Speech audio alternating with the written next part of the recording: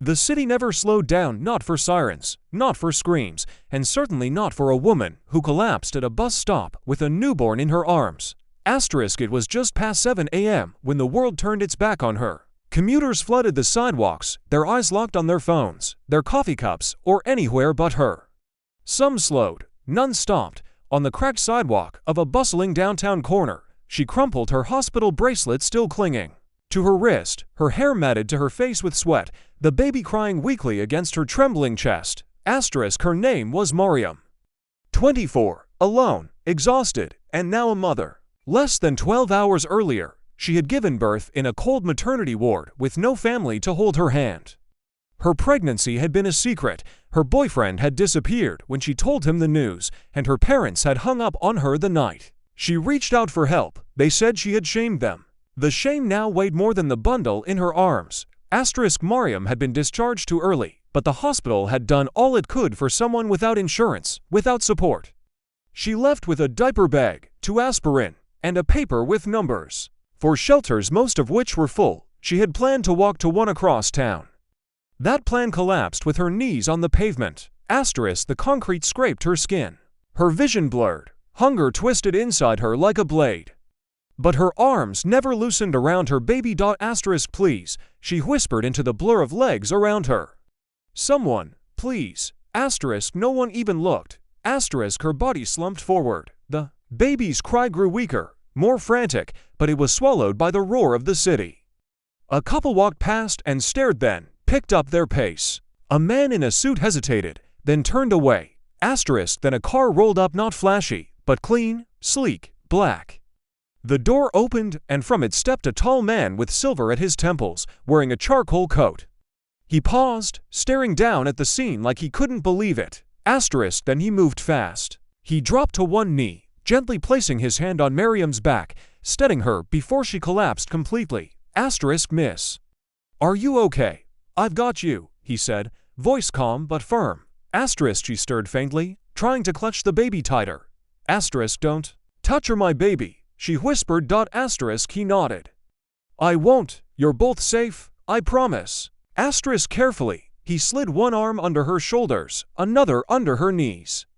He lifted her, child and all, like she weighed nothing. Gasps fluttered from bystanders who had done nothing seconds earlier. He didn't look at them, he carried her to the car.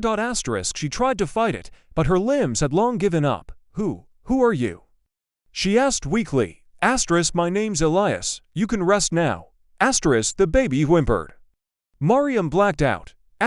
When she woke up, it smelled like lavender and lemon. She was lying on a soft bed in a room so quiet, she could hear the baby breathing beside her in a crib. She sat up, startled, clutching her chest, then gasped as pain shot through her body. Careful, a soft voice said. Elias stood in the doorway with a cup of tea. I had a nurse come by. You were severely dehydrated, and your body hadn't healed properly from the delivery. But you're safe here. Where am I? She rasped. My house, he said, simply. You fainted. I couldn't just leave you there. She looked around. It wasn't a mansion, but it was elegant, warm lighting, wood furniture, fresh flowers on the windowsill. Not a palace, but a home. Tears prickled her eyes. You didn't have to, she whispered. No, he said, stepping closer. I didn't, but I know what it's like to need someone and have no one come. She studied him more closely now. His face was kind, but guarded. There were lines there that no cream could smooth away. His hands looked like they'd once known hard work, though everything about him now said wealth. Why did you help me? She asked. He hesitated. Years ago, I lost someone I loved because no one stopped to help. I promised myself if I ever saw someone in need again, I wouldn't look away. She didn't ask more. She lay back, feeling her body ache, but her soul relax for the first time in days. Over the next few days, Elias helped in ways she never expected. A private nurse checked on her daily. The baby had formula, diapers, and a crib. Mariam finally learned to rest without fear. They talked sometimes over dinner. She learned Elias was a tech entrepreneur, once poor, now quietly wealthy, but he never spoke of family. I grew up in foster care, he said one evening as the rain tapped the windows. Got lucky with coding. I built a few apps, sold them, and reinvested. But I never forgot what it felt like to sleep hungry. She listened, moved by the way his success hadn't made him cold. In him, she saw what kindness looked like when it had power behind it. But as the weeks passed and her body healed, a weight returned. Guilt, fear. She couldn't stay here forever. She had to find her own way. She voiced it one afternoon as he was setting down groceries. I need to leave soon. I can't depend on you. Elias looked at her, long and silent. Then nodded. I understand, but you don't have to leave. Until you're ready. I want to earn my way. You gave me safety. I want to build a life. He smiled slightly. Then let's build it together. She blinked. What do you mean? I run a non-profit side project supporting women and youth who are starting over. We offer housing, training, job placement. You'd be an ideal candidate. If you want, you could help us too. Speak to others like you. Give them hope. It was the first time someone believed she had something to offer. The first time someone saw her not as a burden, but as a future. She said yes. Months passed. Mariam moved into her own apartment provided by the program. She began work in administration, then as a counselor.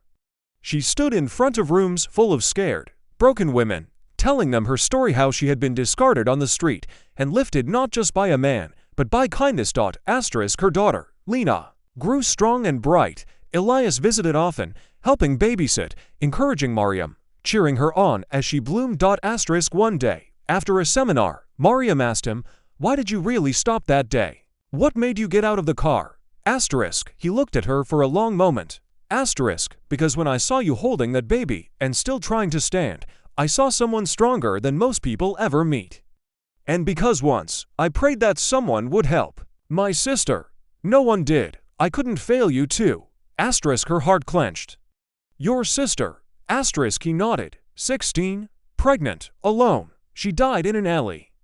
I was in another state, just starting my company. I never got to say goodbye. Mariam touched his hand gently. You saved me. Elias, you saved both of us.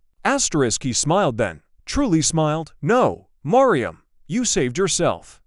I just happened to be there to remind you how. As the sun set that evening, painting gold across the sky, Mariam walked home carrying Lena on her hip. Her steps were steady. Now, her back straight. People passed her, some in a hurry, some lost in thought. But somewhere, maybe one day, if they ever stumbled and fell, she would be the one who stopped. Because someone once had. And it changed everything.